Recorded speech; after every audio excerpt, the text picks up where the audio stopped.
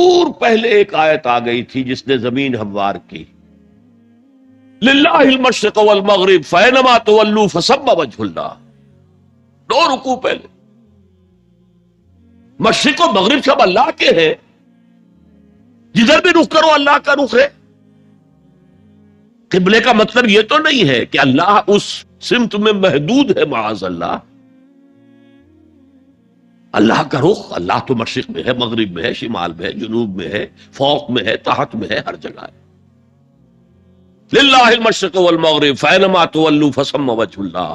مشرق و مغرب سب اللہ کے ہیں، جدھر بھی تم رخ کرو گے وہ اللہ کا رخ ہے. یہ ایک تمہید ہو گئی تھی. اس کے بعد ایسے وہاں جا کر عجیب سا محسوس ہوتا ہے کہ یہاں تو کوئی سیاق و سباق تو تھا نہیں. یہ آیت کس حوالے سے آئی ہے؟ اصل میں اس بحث کے لیے تمہید وہاں سے شروع کر کے بات چھوڑ دی گئی، اور پھر 2 رکوع آگے جو ہے وہ یہ آیت آ گئی کہ اگر ابھی کوئی ریزیڈول ایفیکٹ باقی ہے تو اب ان سے کہا جا رہا ہے سخن شناس نئی دل برا خطائی جاست. لوگوں تم بات نہیں سمجھتے، سخن شناس نہیں ہو اے میرے محبوب. دل برا، سخن شناس نئی دل برا خطائی جا. خطا یہاں ہے. تم جسے اصل نیکی سمجھ بیٹھے ہو، ریچول، ظاہری شکل، وہ اصل نیکی نہیں ہے، وہ کل نیکی نہیں ہے. نیکی تو اصل میں ایک روح ہے جو پورے وجود میں سرایت کرتی ہے، ایک بالکل مختلف انسان وجود میں لاتی ہے، ایک پورا مختلف کردار وجود میں لاتی ہے. نیکی تو حقیقت میں وہ ہے. جیسے کہ ہمیں معلوم ہے نماز کا ایک ظاہر ہے، فقہ اس سے بحث کرے گی، لیکن اصل نماز آپ کو اللہ کی حضوری کا شرف حاصل ہوا؟ کچھ حضور قلب میسر آیا؟ کوئی خشوع و خضوع ہوا؟ کوئی اللہ کے ساتھ مخاطبت اور مکالمے کی صورت پیدا ہوئی؟ کیا تم نے جب سجدہ کیا تو محسوس کیا کہ تم نے اپنے رب کے قدموں پر اپنا سر رکھ دیا ہے؟ اگر یہ نہیں ہے تو ٹھیک ہے، فقہی نماز ادا ہو گئی، اصل نماز تو ادا نہیں. نماز کی روح تو تم نے نہیں پائی. تو ہر شے کا ایک ظاہر ہے اور ایک اس کی روح ہے، باطنی روح. ہم اپنی مجبوری سے ظاہری ہی بات کو دیکھ سکتے ہیں، روح تو ہماری نگاہوں کے سامنے ہے نہیں، جس کا نتیجہ یہ نکلتا ہے کہ صرف ظاہر ہی ظاہر رہ جاتا ہے، روح کی طرف توجہ ہی نہیں. اور یہی سب سے بڑا الزام، سب سے بڑی تنقید حضرت مسیح کی تھی یہودیوں پر. تم مچھر چھانتے ہو اور سموچے اونٹ نکل جاتے ہو. ظاہری معاملات میں، فقہی معاملات میں بحثیں ہو رہی ہیں، مفصل بحثیں ہو رہی ہیں، اور کفر کے فتوے لگ رہے ہیں. تم نے اگر یہ کر دیا تو یہ ہو گیا، اور سموچے اونٹ نکل رہے ہو. حرام کاموں میں تم ملوث ہو، سود تم لے رہے ہو. یہ ہے کہ تمہارا معاملہ سارا کا سارا دین کے ظاہر سے رہ گیا. اور یہ جو فرمایا ہے کہ تمہاری مثال ان قبروں کی سی ہے جن کے اوپر تو سفیدی کر رکھی ہے لیکن اندر گلی سڑی ہڈیوں کے سوا کچھ نہیں. روح دین سے تم ناآشنا ہو چکے ہو، محبت خدا بندی تم میں نہیں ہے، لیکن ظاہر پرستی ہے، مظاہر پرستی ہے، ریچولزم ہے. تمہارا دین یہ بن کر رہ گیا. آج ہمارے ہاں بھی صورتحال مختلف نہیں ہے. میں عرض کر چکا ہوں، سب سے بڑا طبقہ ہمارے ہاں ظاہر بات ہے کہ جو ہمارے علماء کے زیر اثر ہے، اور وہ فقہاء ہیں. اور فقیہ کا کام ہی ہے کہ وہ ظاہر سے بحث کرے، باطن سے تو بحث نہیں کر سکتا. لہذا ریچولز ہی ریچولز رہ گئے ہیں، حقیقی روح ہر شے کی ختم ہو چکی.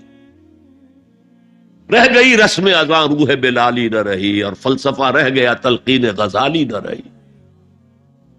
نماز و روزہ و قربانی و حج یہ سب باقی ہے، تو باقی نہیں.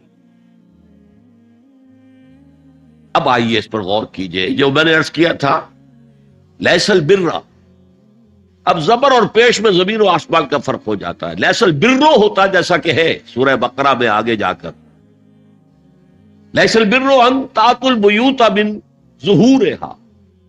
ان کے ہاں یہ قاعدہ تھا یا ایک رواج ہو گیا تھا کہ اگر احرام باندھ کر گھر سے نکل آئے اور اب کسی ضرورت سے گھر جانا پڑا، دروازے سے نہیں داخل ہوں گے، ایک دفعہ احرام باندھ کے نکل آئے، اب کیسے جائیں واپس؟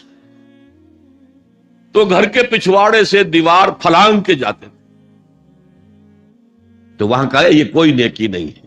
لیس البر ہوتا تو اس کا مطلب ہوتا صرف کوئی نیکی نہیں ہے، یہ تو ہمارا من گھڑت ایک خیال. لیس البر یہ خبر ہے جسے مقدم کیا گیا ہے، اور اس کا مفہوم اب ہو گیا حصر کا. کل نیکی یہ نہیں ہے، یعنی نیکی کا ظاہر بھی ضروری ہے. یہ نہ سمجھو کہ نماز کا ظاہر کوئی معنی نہیں رکھتا.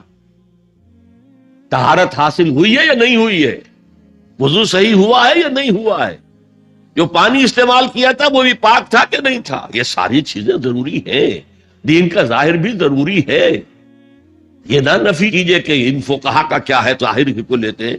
ہمارے ہاں بعض جو ہے انتہا پسند جو ہے، جو ملنگ ٹائپ صوفی ہوتے ہیں، ایک تو حقیقی کوئی صوفی ہوں، ایک ملنگ تھا، وہ ان تمام چیزوں کو چھوڑ بیٹھ.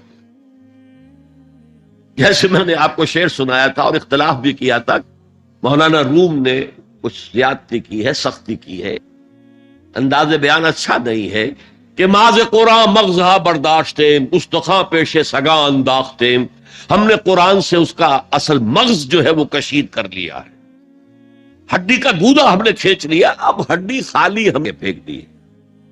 یہ ہمارے صوفیہ میں سے بعض کا طرز عمل رہا ہے جو غلط ہے. نہیں، ظاہر بھی اہم ہے، ظاہر بھی نیکی ہے.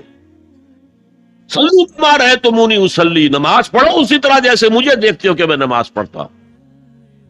ظاہر بھی کنفرم کرنا چاہیے اس کے ساتھ، لیکن اصل شے نماز میں توجہ ہے، انابت ہے، خشوع ہے، خضوع ہے، حضور قلب ہے.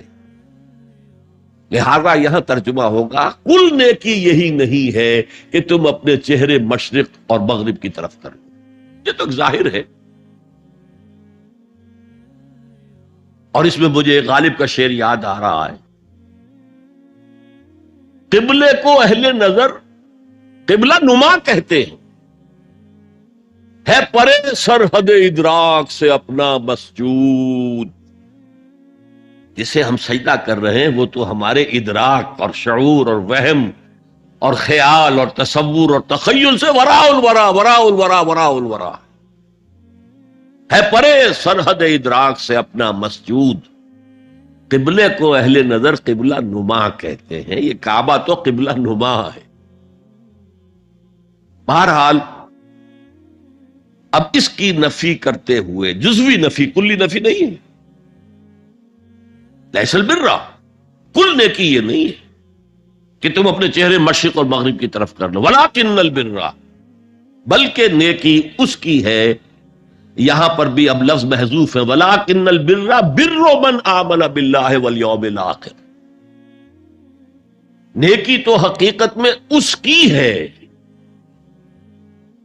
اس میں آگے بڑھنے سے پہلے مجھے یاد آیا کہ میں بر کے مفہوم پر بھی کچھ گفتگو کر لوں. بر کسے کہتے ہیں؟ بہت عمدہ باتیں جو ہے پہلے کہی ہیں.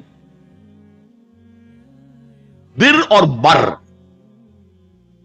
یہ دونوں مادہ تو ایک ہی ہے، بحر و بر.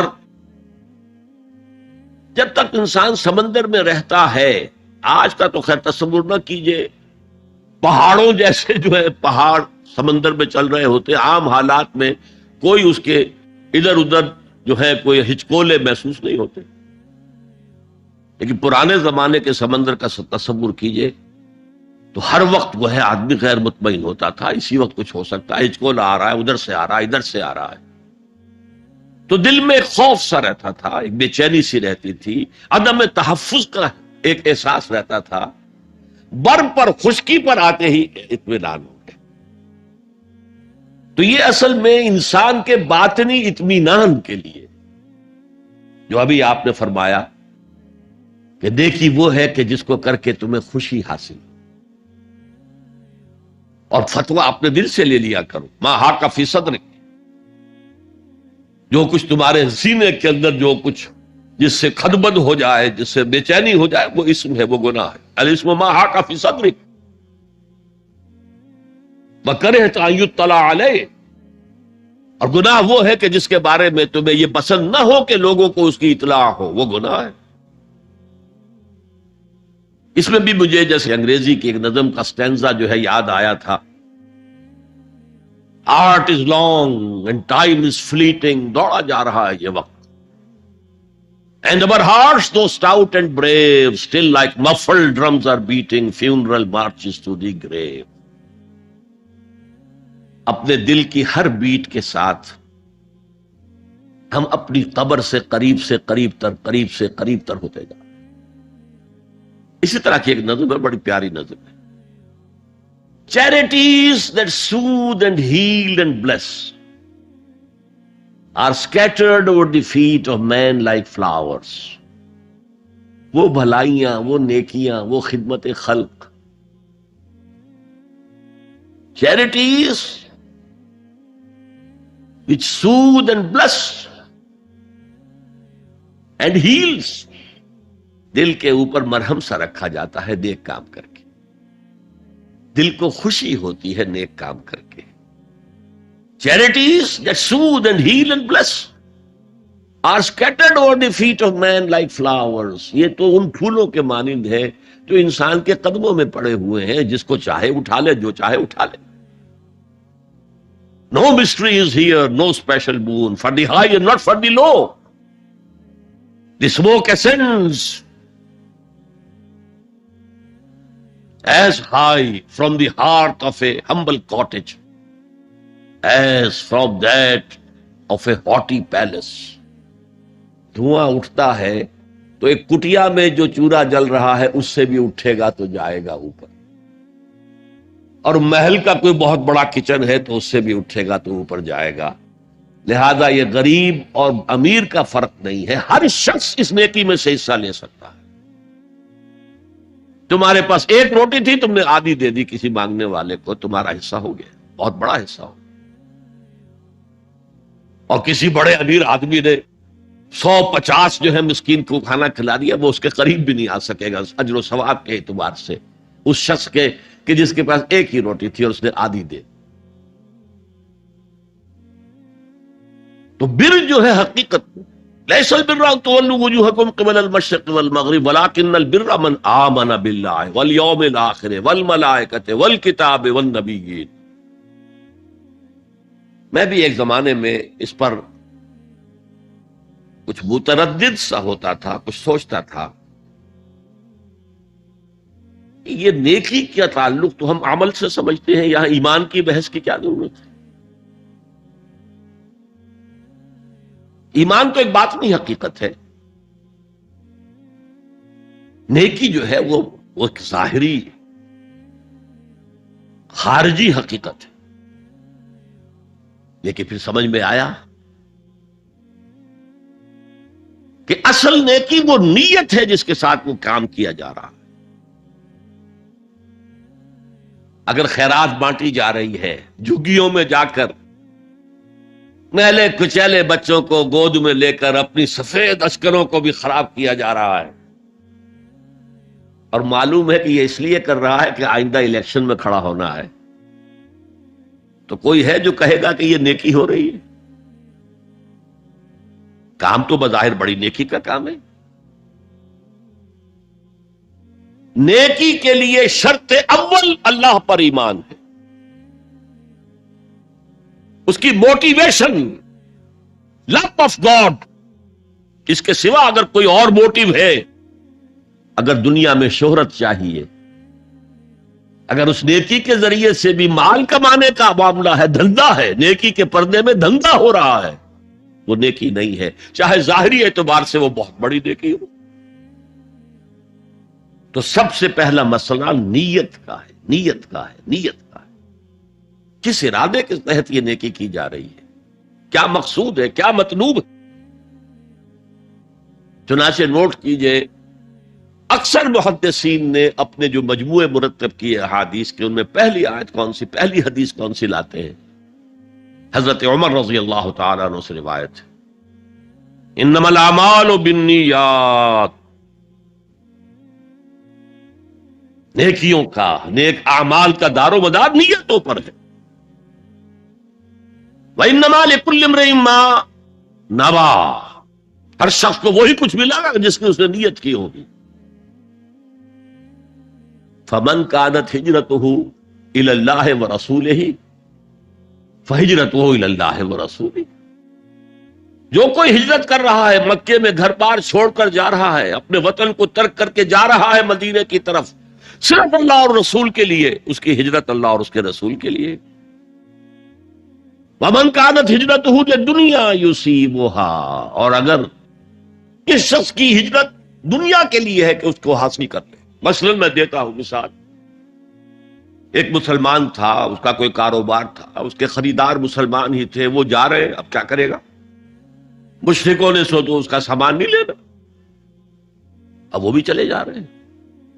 یہ اللہ کو معلوم ہے کہ اس کے ہجرت کا اصل سبب کیا ہے، ہم نہیں طے کر سکتے. لیکن اللہ کے ہاں جو کھاتا کھلا ہوا ہے، اس کی یہ ہجرت جو ہے اللہ اور اس کے رسول کے لیے شمار نہیں ہوتی. ومن كانت هجرته للدنيا يصيبها او امرأة ينكحها، یا کسی عورت کے لیے ہو کہ اس سے نکاح کرے. کسی خاتون سے وہ شادی کا خواہش مند تھا، وہ خاتون ہجرت کر کے مدینے چلی گئی، اب یہ بھی باندھے کچے دھاگے سے بندھے ہوئے چلے جا رہے ہیں، تو یہ تو در حقیقت اس عورت کے کھاتے میں ہجرت جائے گی، اللہ اور اس کے رسول کے ہجرت میں نہیں. تو اصل شے یہ ہے، نیکی کا وہ کام جس کا ظاہر بھی نیکی کا ہو اور باطن بھی ہو، کہ موٹیویشن صرف اللہ کی رضا ہو، اللہ کی محبت اور اللہ کی رضا کا حصول. یہ ہے پازیٹو موٹیو. ایک نیگیٹو سائیڈ بھی ہے. سب لوگ ذہنی اعتبار سے اتنے بلند نہیں ہوتے کہ اللہ کی محبت وہی اصل محرک بن جائے. یہی وجہ ہے کہ حضور نے اس کو صلی اللہ علیہ وسلم کمال ایمان سے تعبیر کیا ہے. من احب للہ وابغض للہ واعطى للہ ومنع للہ فقد استکمل الایمان. جس نے کسی سے محبت کی تو اللہ کے لیے کی، کسی سے نفرت اور بغض رکھا تو اللہ کے لیے رکھا، کہ اللہ کو اس سے نفرت کرنا پسند ہے. اور کسی کو کچھ دیا تو اللہ کو خوش کرنے کے لیے دیا، اور کسی سے کچھ چیز روکی تو صرف اس لیے کہ اللہ کو اس کا روکنا پسند ہے. تو اس شخص نے اپنے ایمان کی تکمیل کر لی. اگر اس کا موٹیو خالص ہو گیا ہے اللہ کی محبت اور اللہ کی رضا کا حصول، تو اصل میں نیکی ہے. ورنہ چاہے بظاہر کتنی ہی بڑی نیکی نظر آئے، وہ نیکی نہیں. لیکن جو لوگ اس حد تک نہ پہنچ پائے ہوں، استکمال ایمان تک، تکمیل ایمان تک، تو ان کے لیے ایک اور موٹیو بھی ہے، والیوم الآخر، قیامت کا دن، جزا و سزا کا یقین، اللہ کا خوف، آخرت کے محاسبے کا خوف. خوف بھی ایک بہت بڑا موٹیو ہے، بہت بڑی موٹیویٹنگ فورس. اب میں یوں کہوں گا کہ اگر کسی عمل کا محرک ہے صرف اللہ کی محبت، اس کی رضا کا حصول اور آخرت کی نجات، تو وہ نیکی ہے. اگر یہ نہیں ہے، کوئی وطن پرست ہے، وطن کی محبت کی وجہ سے کوئی نیک کام کر رہا ہے، اس کا وہ کام وطن پرستی کے کھاتے میں جائے گا، خدا پرستی کے کھاتے میں نہیں جائے گا. کوئی قوم پرست ہے، اپنے قوم کی محبت میں کچھ کر رہا ہے، تو اس کا وہ نیک کام قوم پرستی کے کھاتے میں جمع ہوگا، خدا کی پرستش کے لیے نہیں. یہ ہے موٹیو کا فرق، اور یہ ہے موٹیو کی اہمیت، اور اس کا تعلق ہے ایمان باللہ اور ایمان بالآخرہ سے. ایک حدیث میں حضور نے فرمایا کہ قیامت کے دن سب سے پہلے 3 اشخاص کا معاملہ پیش ہوگا. ایک وہ تھا کہ جو اللہ کی راہ میں جنگ کرتا ہوا مارا گیا تھا، دنیا میں شہید سمجھا جا رہا۔ ایک وہ تھا جسے اللہ نے علم بہت دیا تھا اور اس نے علم کو پھیلایا، خوب پھیلایا۔ اور ایک وہ جس کے پاس جس کو اللہ نے بہت دولت دی تھی، اور اس نے دولت جو ہے نیکی کے کاموں میں، بھلائی کے کاموں میں، غربا، یتاما، مساکین کے لیے خرچ کیا۔ اب اللہ پوچھے گا ان شہید صاحب سے کہ دیکھو میں نے تمہیں صحت دی تھی، جسمانی قوت دی تھی، تم نے کیا کیا؟ وہ کہے گا اے اللہ میں نے تیرے لیے قتال کیا اور اپنی جان دے دی۔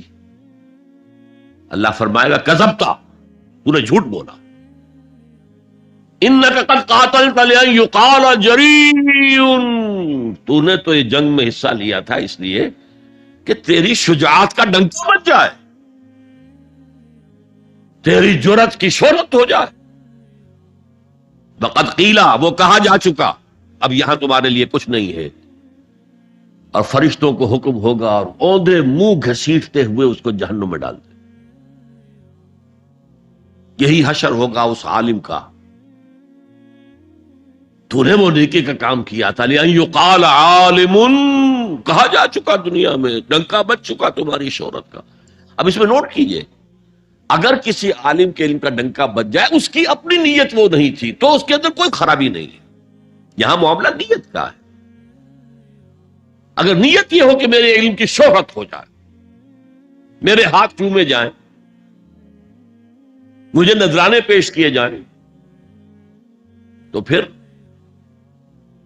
وہی حشر اس کا ہوگا کہ اوندھے منہ گھسیٹ کر جہنم میں ڈال دیا جائے۔ یہی حشر اس سخی کا ہوگا جس نے سخاوت کی تھی، جس کی سخاوت کے ڈنکے بج گئے تھے، اس کا بھی یہی حشر ہوگا۔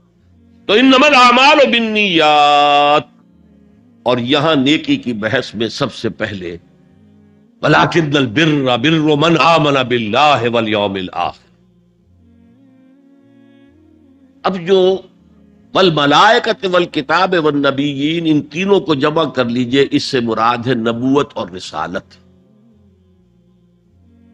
ملائکہ وحی کا ذریعہ ہیں جو انبیاء تک لے کر آتے رہے، اس وحی کا جو ریکارڈ مرتب ہوا وہ کتابیں ہیں،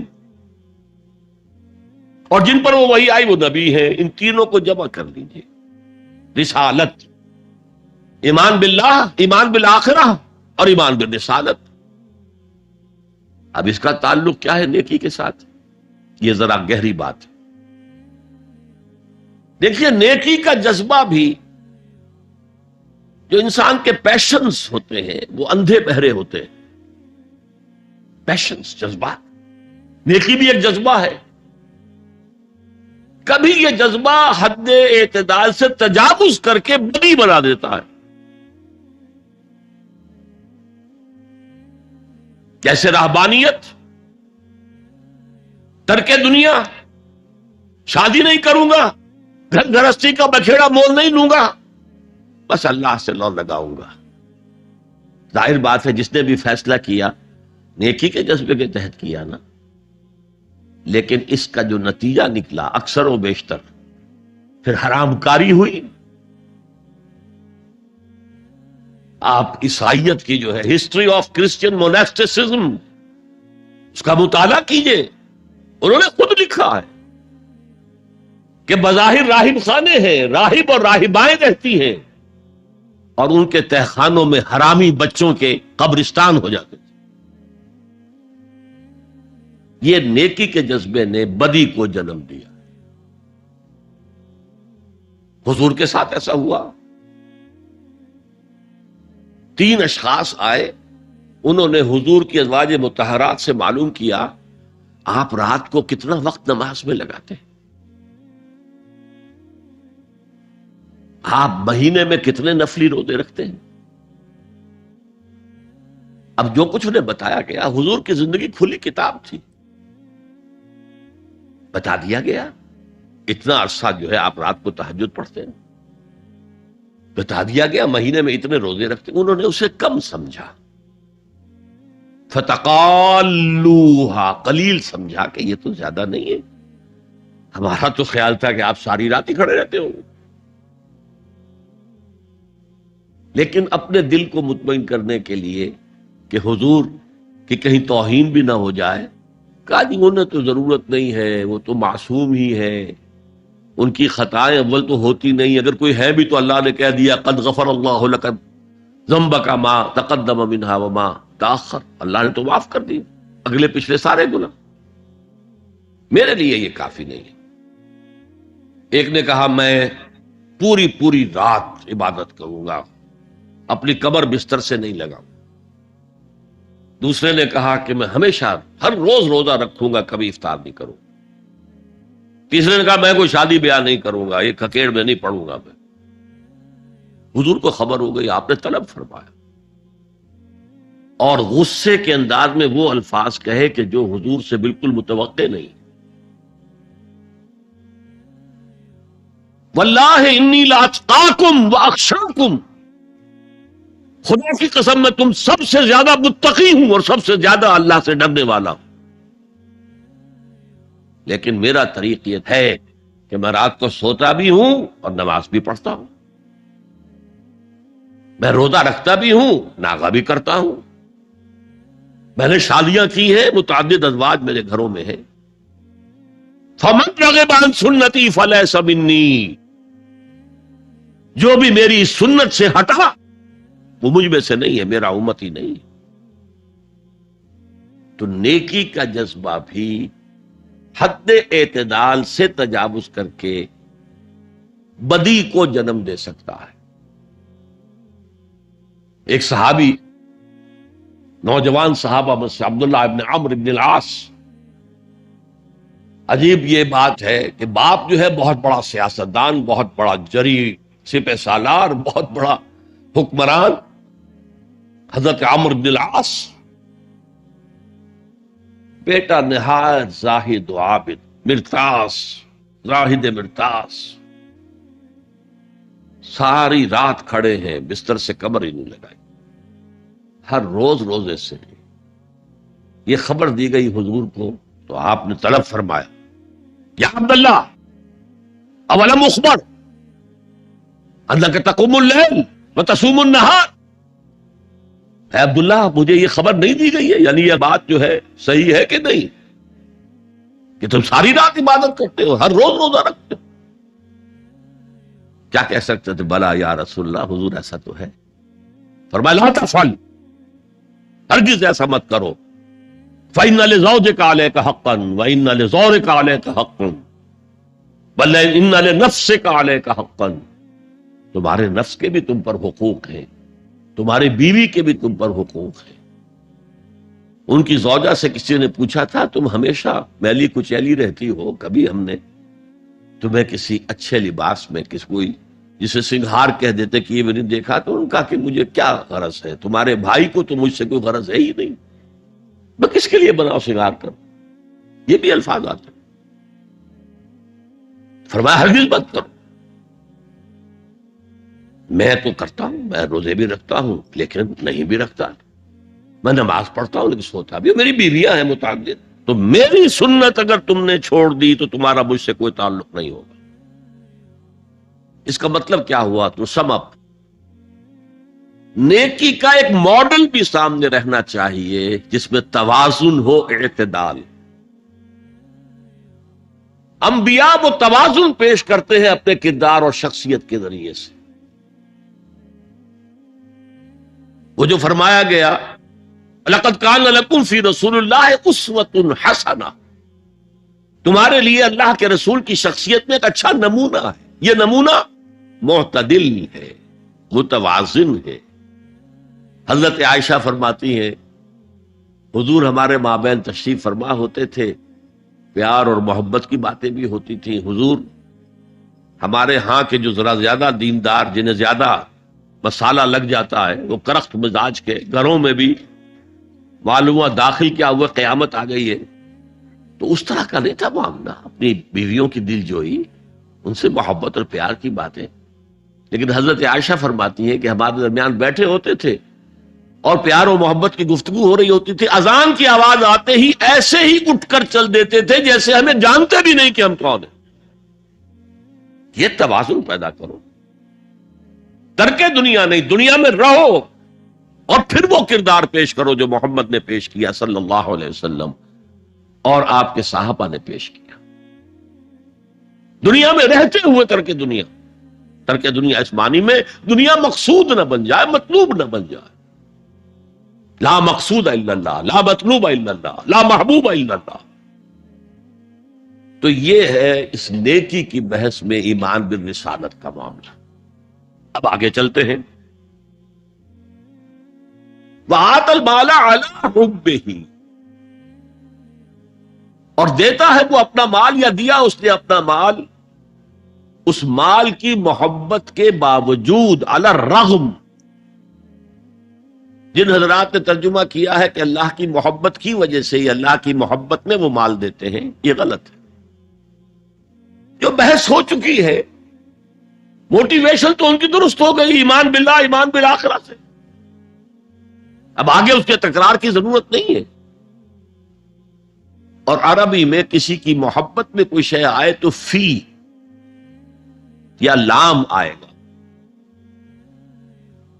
علی آتا ہے مخالفت کے لیے، علی الرغم. مال محبوب ہے، کس کو نہیں؟ زین للناس حب الشہوات من النساء والبنین والقناطر المقنطرۃ من الذهب والفضة والخیل المسومۃ والانعام والحرث. انسان کی سرشت کو اللہ سے زیادہ جاننے والا کون ہے؟ وہ فرما رہا، سورہ آل عمران کی آیت ہے، مزین کر دی گئی ہے انسانوں کے لیے محبت بیویوں کی، بیٹوں کی، اور ڈھیروں مال کی، سونے کی اور چاندی کی، اور گھوڑے وہ کہ جو پیڈگری والے ہوں اور جو بہت اعلیٰ نسل کے ہوں، خیل المسومہ، نشان زدہ گھوڑے، اور مال ہو، بھیڑیں بکریوں کو گلے کے گلے ہوں، اور گائے اور بیل ہوں. اور یہ ساری چیزیں محبوب ہیں. اس محبت کے خلاف عمل کرتے ہوئے مال خرچ کرنا تبھی تو مجاہدہ ہے. تو جیسے اردو میں ہم علی الرغم کہتے ہیں، علی الرغم، باوجود اس کی محبت کے وہ خرچ کرتے. اب یہاں جو اصل نوٹ کرنے کا نقطہ ہے وہ کیا ہے؟ دیکھیے، اسلام کا جو نظام ہے دنیاوی، اس میں ایمان کے بعد پہلی شے نماز ہے. وہ جو کہا گیا ہے کہ قیامت کے دن سب سے پہلا محاسبہ نماز کا ہوگا. اور جب ہماری مسجدوں کے اندر لکھے ہوتے تھے فارسی کے اشعار، روز محشر کے جان گداز بود، اولی پرسش نماز بود. اسی طریقے سے نماز کا معاملہ جو ہے وہ پہلے کیوں نہیں آیا؟ نماز کا بعد میں آ رہا ہے. آت المال علی حبہ ذوی القربى والیتامى والمساکین وابن السبیل والسائلین وفی الرقاب. کتنا دور لے گئے. واقام الصلاۃ وآتى الزکاۃ. یہ ہے ترتیب کے اعتبار سے جو میں نے عرض کیا تھا. یہاں عنوان کیا ہے؟ یہاں نیکی کی حقیقت عنوان ہے. اس کی روح ایمان ہے، اور اس کا ظاہر اس میں سب سے پہلے انسانی ہمدردی، اور اس ہمدردی کی بنا پر وہ مال جو بہت محبوب ہے خرچ کرنا. درد دل کے واسطے پیدا کیا انسان کو، ورنہ طاعت کے لیے کچھ کم نہ تھے کروبیاں. اگر یہ نہیں ہے تو کچھ نہیں. حضور نے فرمایا من یحب الرفق فقد حرم الخیر کلہ. جو شخص دل کی نرمی سے محروم ہو گیا وہ کل کے کل خیر سے محروم ہو گیا. کسی کو دکھ میں دیکھو اور اس پوزیشن میں ہو کہ تم اس کا کوئی مداوع کر سکو اور نہ کرو، پھر تم چاہے مفسر ہو، محدث ہو، نیک نہیں ہو. تم عابد ہو سکتے ہو، زاہد ہو سکتے ہو، تم مفسر ہو سکتے ہو، محدث، نیک نہیں ہو سکتے. من یحرم الرفق، رفق کہتے ہیں نرمی. رفیق ہمارا ساتھی، دمساز. ظاہر بات ہے آپ کو دکھ ہوگا، آپ کے رفیق جو ہے اس کے اپنے دل میں محسوس کرے گا آپ کے درد کو. ہم درد کسے کہتے ہیں؟ ہم درد، جن کا درد مشترک ہے. ہم عصر ایک زمانے کے لوگ، ہم جماعت ایک جماعت میں پڑھنے والے، ہم درد، خنجر چلے کسی پہ تڑپتے ہیں ہم امیر، سارے جہاں کا درد ہماری جگر میں ہے۔ اگر یہ رفق نہیں ہے، اگر یہ ہمدردی نہیں ہے، اگر کسی کو دکھ میں دیکھ کر آپ تڑپ نہیں اٹھتے، اگر اس کی مدد کرنے پر قادر ہو اور نہیں کرتے، تو کل خیر سے محروم۔ پڑھے جاؤ نمازیں اور تہجدیں، کچھ حاصل نہیں ہو۔ اس پر جو آخری آیت قرآن کی ہے، لن تنالوا البر حتى تنفقوا مما تحبون، اس سے زیادہ کیٹیگوریکل سٹیٹمنٹ اور کیا چاہیے؟ لن کے ساتھ جو نفی ہوتی ہے فعل مضارع میں، انتہائی مؤکد، ہرگز نہیں پہنچ سکتے نیکی کے مقام کو جب تک کہ خرچ نہ کرو ان میں سے جو چیزیں تمہیں پسند ہیں۔ قمیض پھٹ گئی ہے، بوسیدہ دے دو کسی کو، یہ نہیں ہے خیرات و صدقات، بلکہ جو تمہیں محبوب ہو۔ لن تنالوا البر، بر کے مقام تک نہیں پہنچ سکتے۔ پھر میں کہہ رہا ہوں، عابد ہو سکتے ہو، زاہد ہو سکتے ہو، علم کا معاملہ ہے، محدث ہو سکتے ہو، مفسر ہو سکتے ہو، فقیہ ہو سکتے ہو، مفتی ہو سکتے ہو، سب کچھ ہو سکتے ہو، قرآن مجید کی روح سے نیک نہیں کہلا سکتے۔ فآت المال علی حبہ، اب اس میں جو ترتیب میں نے کہا تھا، الاقرب فالاقرب، الاقرب فالاقرب، سب سے پہلے ذوی القربہ، اور اس میں اکثر و بیشتر ہم سے کوتاہی ہوتی، دور دراز کے لوگوں کے ساتھ نیکی ہو رہی ہے، سگے بھائی کی بیوہ اور یتیم بچے جو ہیں وہ محروم ہیں، انہوں نے اس وقت یہ کر دیا تھا، یہ کر دیا تھا۔ ظاہر بات ہے کہ رشتہ داروں سے تو شکایتیں ہوتی ہیں، یہ تو ہمیشہ ہمارے مخالف رہے ہیں، جی ان کی ہم کیسے مدد کریں؟ اگر تو اللہ کے لیے دینا ہے تو پیسہ ان کا، من عطا للہ وابغض للہ وعطا للہ ومنع للہ، اللہ کے لیے دیا ہے اگر، تو اپنے اس نفس کے جو انتقام کا جذبہ ہے اس کو کچلو، اور جس کا سب سے پہلا حق ہے اس کو پہنچاؤ، حق بحقدار رسید، ذوی القربى والیتامى، جو بے سہارا رہ گئے، باپ کا سایہ نہ رہا، والمساکین، مساکین کسے کہتے ہیں؟ مسکنت کہتے ہیں کم ہمتی۔ آپ کو معلوم ہے آج کل ایک مرض کہلاتا ہے نیورستھینیا، آدمی دیکھنے میں ہٹا کٹا ہے، صحت مند ہے، لیکن اندر سے اس کی کوئی ہمت ایسے جواب دے گئی ہے کچھ کر ہی نہیں سکتا، وہ ہے مسکین۔ اسی لیے جو فرمایا گیا یہودیوں کے لیے، ضربت علیہم الذلۃ والمسکنہ، ذلت کے معنی بھی کمزوری، اور مسکنت کم ہمت، ہی ہمت ختم ہو گئی۔ تو جو اپنے پاؤں پر نہیں کھڑا رہ سکتا اس وجہ سے کہ اس میں وہ ہمت کم ہو گئی، وہ بھی مستحق ہے۔ وابن السبیل، اور مسافر، پرانے زمانے میں آپ کو معلوم ہے نہ سرائیں تھیں، نہ کچھ اور تھا، نہ ہوٹل تھے، پھر اگر کہیں راستے میں چوری ہو گئی، ڈاکہ پڑ گیا، تو آدمی جو ہے گھر میں خود ہے، کفیل ہے، اچھا ہے، اس وقت کی حالت ایسی ہو گئی۔ ہمارے ہاں بیگرز نے اسی کو ایک بہت بڑا بہانہ بنایا ہوا، جی میں آیا تھا وہاں سے اور یہاں سے، اور میری جیب کٹ گئی، سب کچھ چلا گیا، اب مجھے واپس جانے کے لیے کرایہ چاہیے۔ اکثر و بیشتر جھوٹے کیسز ہوتے ہیں۔ اگر آپ کسی کو پکڑ لیں اور ساتھ لے کر کہیں تحقیق کراؤ تو وہ بھاگ جائے گا، پھر نہیں آئے گا اس مسجد۔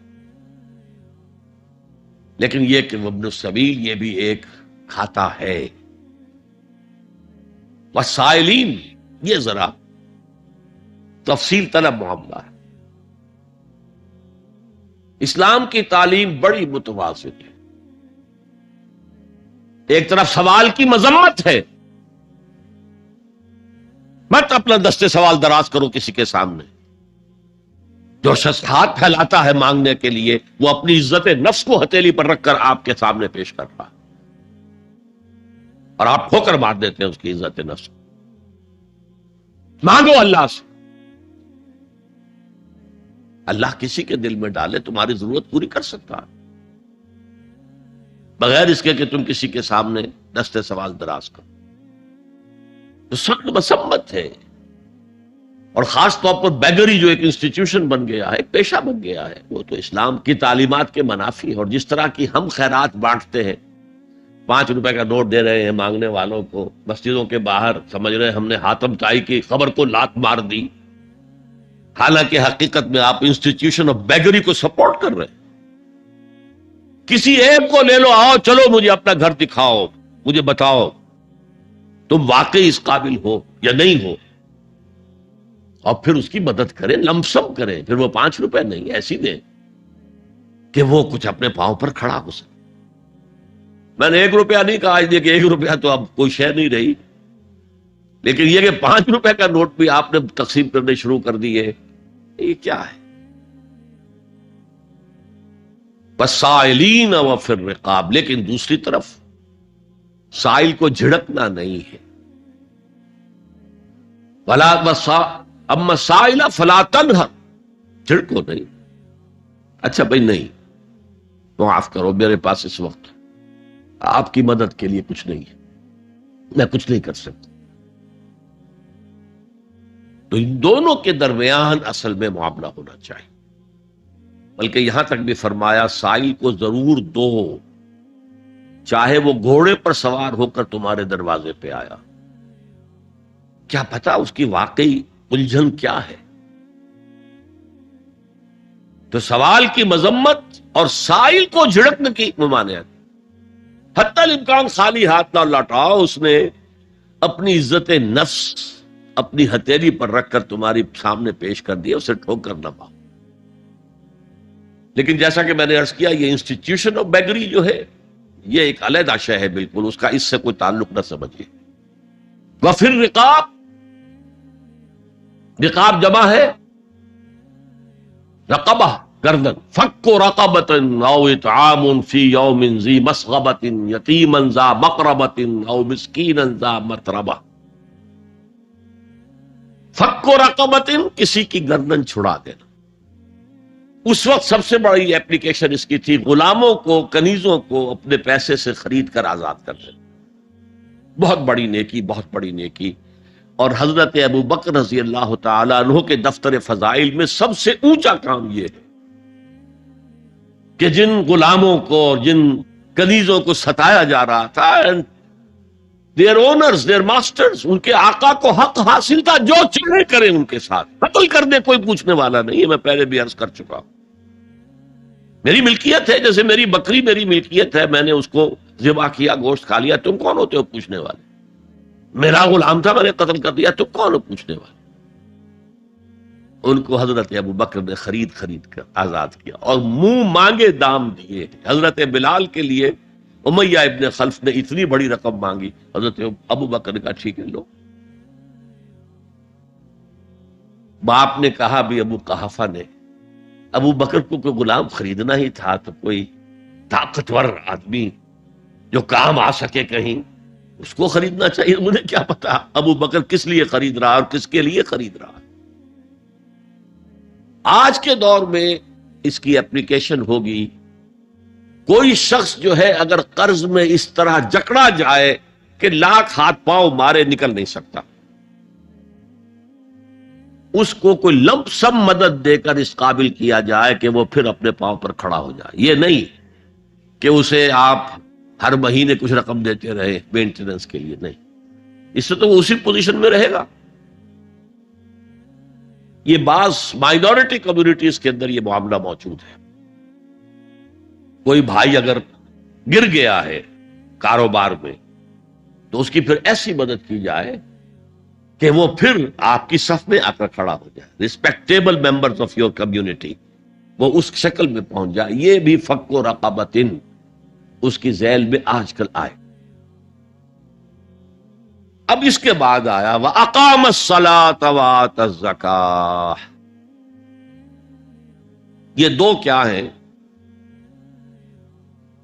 یہ عبادات کی شکل میں دو ستون ہیں جو ان دو چیزوں کو سپورٹ کرتے ہیں جو اب تک بیان ہوئی ہیں۔ ایمان کو تازہ رکھنے کے لیے نماز قائم کرو۔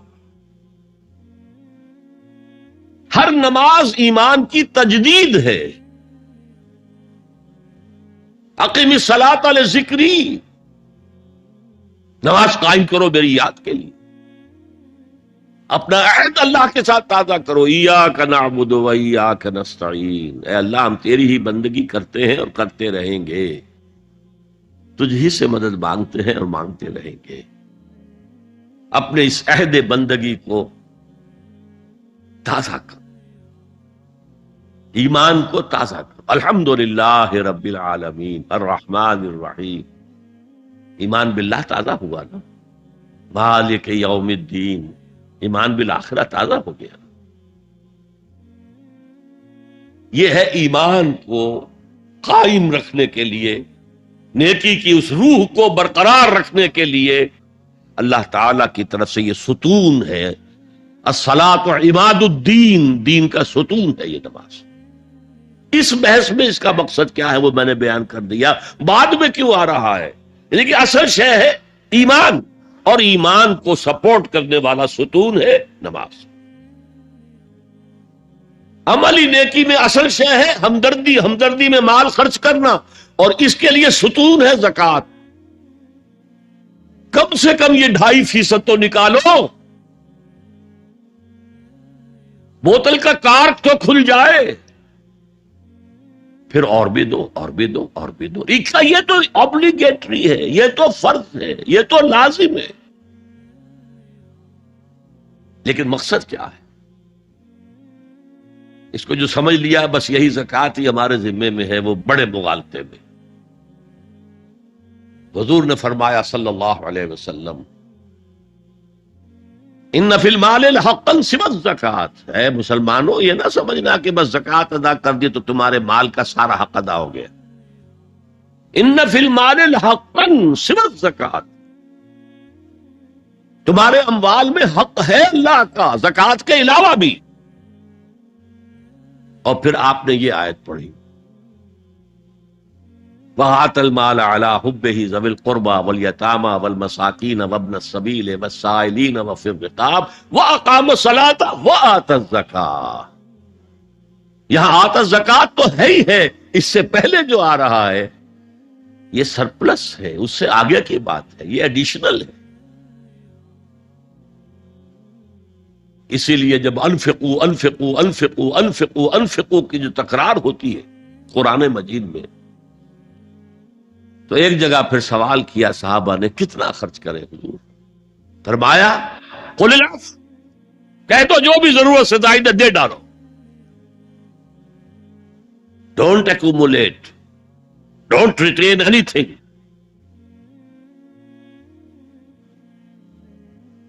ایک بات آپ سے کہوں، آپ کچھ چونک جائیں گے، حضور نے کبھی زکوٰۃ دی؟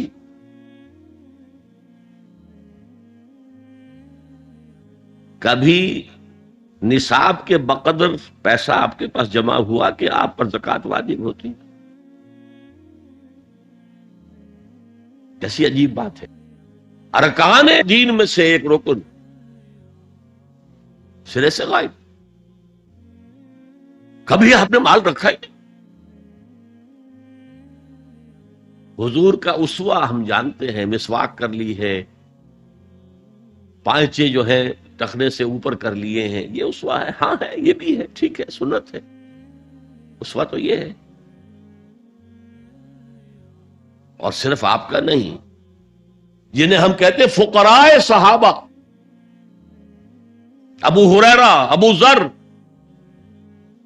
سلمان فارسی، علی رضی اللہ تعالی عنہ اجمعین، یہ فقراء صحابہ میں سے تھے، کبھی کچھ نہیں رکھا اپنے پاس۔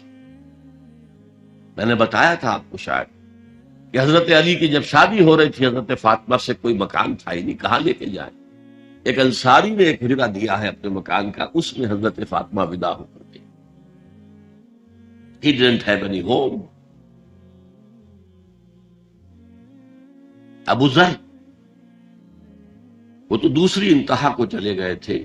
قانون یہی ہے، حلال سے کماؤ، اگر ایک حد سے آگے بڑھ جائے تو زکوٰۃ دے دو، باقی تمہارے اختیار میں ہے، دینا چاہو دو، نہ دینا چاہو رکھو اپنے پاس۔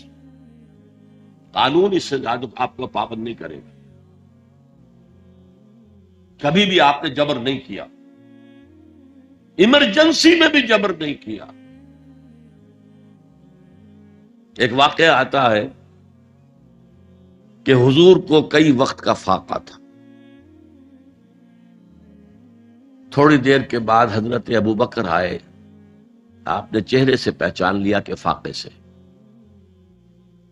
پھر حضرت عمر آئے، پہچان لیا کہ فاقے سے۔ شاید حضور خود اپنے لیے نہ اٹھتے نہ جاتے، اپنے دونوں ساتھیوں کو لے کر ایک انصاری کے باغ میں پہنچ گئے۔ انصاری کی عید ہو گئی، فوراً لا کر اس نے کچھ کھجوریں کچھ انگوروں کے گوشے رکھے، اس کے بعد وہ دوڑا چھری لے کر کسی جانور کو ذبح کرنے کے لیے۔ یہ ساری تفصیلیں میں کیا بتا رہا ہوں، مال یہ نہیں تھا کہ مدینے میں سبھی فاقے سے تھے، موجود تھے جن کے پاس مال تھا، لیکن جبرن آپ نے کسی سے کچھ نہیں لیا۔ جب وہ چھری لے کر چلا، فرمایا دیکھنا کسی دودھ والے جانور کو نہ ذبح کرنا۔ بہرحال کچھ دیر کے بعد وہ گوشت پکا کر لایا، روٹیاں رکھیں۔ اس کے بعد حضور نے ایک روٹی پر چند بوٹیاں رکھ کر کہا یہ عائشہ کو دے آؤ، اسے بھی کئی وقت کا فاقہ ہے۔ اور پھر حضرت عمر کی طرف رخ کر کے کہا عمر یہ ہیں وہ نعمتیں جس کا حساب دینا پڑے گا اللہ کے۔ وَأَمَّا بِنِعْمَةِ رَبِّكَ فَحَدِّثْ، اور یہ جو فرمایا گیا الہاکم التکاثر میں، نعمتوں کا حساب لیا جائے۔ وَلَتُسْأَلُنَّ يَوْمَئِذٍ عَنِ النَّعِيمِ، فرمایا یہ نعمتیں، یہ ہے اصل میں انفاق کا معاملہ، آپ کے اس پر چھوڑ دیا گیا ہے۔ جتنا بھی آپ میں جذبہ ہے، جتنا بھی آخرت کا یقین ہے، اتنا ہی آپ پسند کریں گے کہ آخرت کے بینک میں جمع کرائیں، یہاں کے بینکوں میں کیوں جمع کرائیں؟ یہاں کتنا دے دیں گے آپ کو؟ 10%، 20%، وہاں 700% ملتا ہے۔ 700% نہیں، 7,000، 700 گنا۔ Why to keep it in these banks؟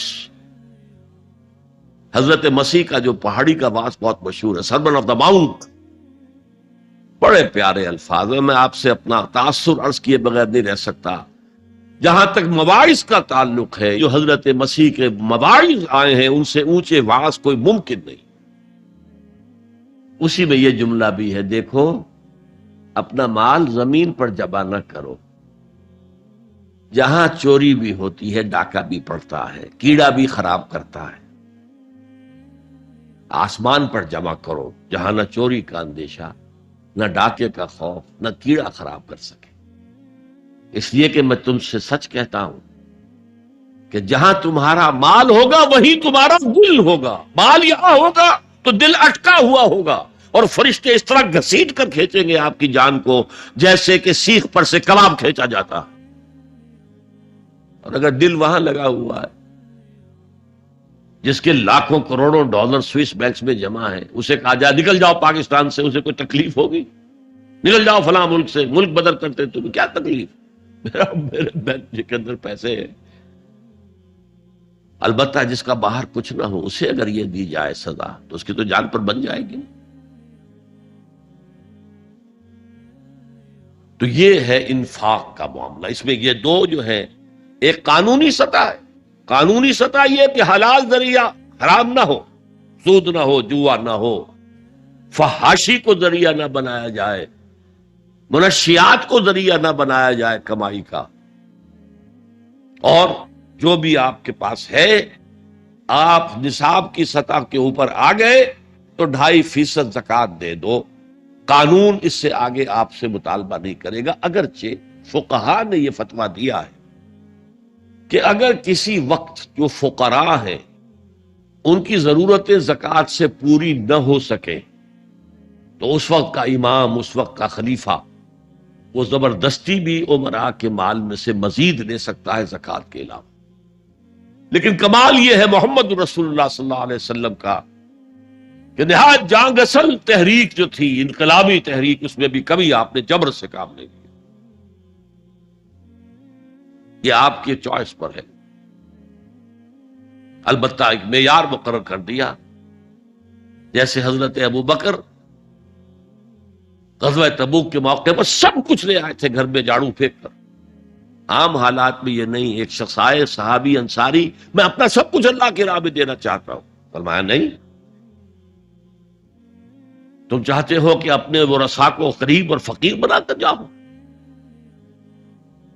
اس نے کہا اچھا میں آدھا جو نہیں، آدھا بھی بہت ہے، فرمایا تہائی دیتا ہوں، فرمایا ہاں تہائی کافی ہے، وَالثُلُثُ کثیر، اور ثلث بھی بہت ہے، اور یہی قانون ہے وراثت کا، آپ ثلث سے زیادہ، ایک تہائی سے زیادہ کی وصیت نہیں کر سکتے، 2/3 مال جو ہے کم سے کم وہ صرف قانون وراثت کے مطابق تقسیم، اور کسی وارث کے لیے وصیت نہیں کر سکتے، ایک بیٹے کو اس کا حصہ بھی مل جائے اور پھر مزید جو ہے وصیت نہیں، وارث کے لیے لا وصیت لوارث۔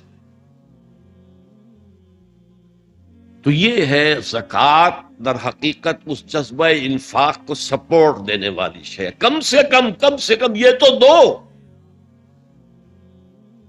بوتل کا کارک کھل جائے گا تو مزید بھی نکل آئے گا اس میں سے۔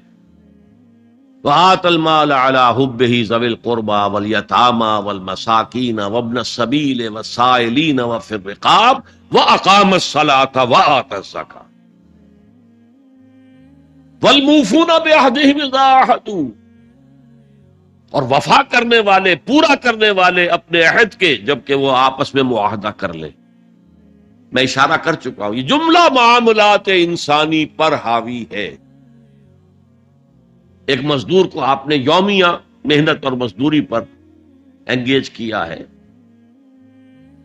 اور وہ مزدور جب دیکھے کہ کوئی اسے دیکھ نہیں رہا تو بیٹھا رہے، کام نہ کرے، اسی وقت کام کرے جب دیکھا جائے کوئی سپروائزر دیکھ رہا ہے تو وہ اپنے عہد کی نفی کر رہا ہے۔ ایک ملازم ہے، وہ دفتر میں بیٹھا ہوا ہے، مکھیاں مار رہا ہے، یا چائے پر چائے پیے چلے جا رہا ہے، جو کام تھا وہ نہیں کر رہا ہے، تو وہ اپنے معاہدے کے خلاف۔ شادی سوشل کانٹریکٹ ہے، عورت کے جو فرائض ہیں ان سے زیادہ کا آپ مطالبہ کرتے ہیں، آپ ظالم ہیں۔ عورت کے جو حقوق ہیں وہ زیادہ نہیں کرتے تو ظالم ہیں۔ اس اعتبار سے پوری انسانی زندگی، خاص طور پر آج کل کاروبار تو بیسیکلی اصل جو ہے وہ کانٹریکٹ کی بنیاد پر ہے، معاہدہ کر لیا ہے تو اب معاہدہ پورا کر، یہ گویا کہ ایکسٹریم لائننگ ہو جائے گی۔ پورے معاملات دنیاوی جو ہے ان کے لیے ایک ایفائے عہد کا اگر معاملہ آپ کی شخصیت کے اندر پختگی سے قائم ہو جائے تو سارے جو معاملات بین الانسان ہیں، انسانوں کے درمیان جو معاملات ہیں، لینے دینے کے، خرید و فروخت کے، ملازمت کے، شادی کے، یہ سب کے سب صحیح ہوں گے، سیدھے ہوں گے، ان میں خیر ہوگا، ان میں برکت۔ حضور نے فرمایا عدت المومن کا اخذ الکف، مومن کا وعدہ کر لینا تو ایسے ہے کہ جیسے اس کی کلائی کسی اور کے ہاتھ میں آ گئی ہے، جکڑا ہوا ہے، وہ اب نہیں جا سکتا کہیں۔ He has to fulfill his commitment۔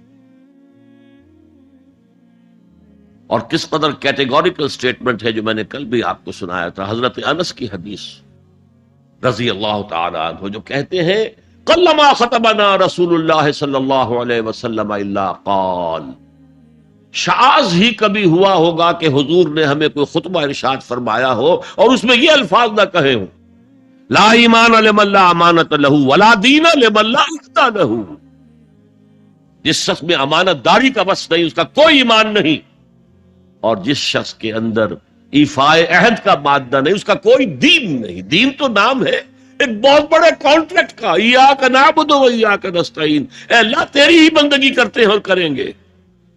اس سے بڑا معاہدہ کیا ہوگا؟ پوری زندگی کو کور کر رہا ہے، وہ اتنا بڑا معاہدہ کیسے پورا کر دے گا اگر وہ چھوٹے چھوٹے عہد پورے نہیں کرتا؟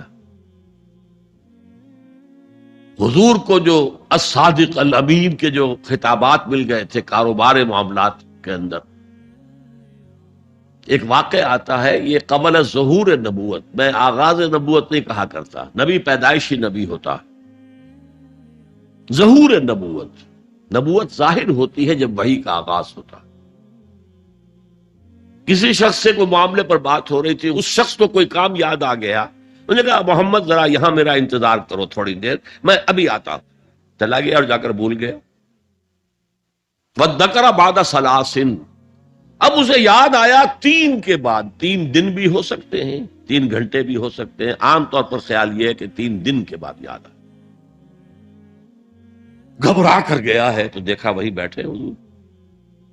اس نے معذرت کی، فرمایا کہ تم نے جو کیا، میں تو اپنے عہد کا پابند تھا، میں کیسے ہلتا یہاں سے؟ میں نے کہا تھا کہ ہاں میں تمہارا انتظار کروں۔ وَإِيفَاءِ عَہد، یہ گویا کہ معاملات، میں نے کہا تھا نا کہ عمل کے یہاں پر 3 بڑی بڑی شاخیں آ گئی۔ ایمان کی 5 پتیاں، کلی کھل کر پھول بن گیا۔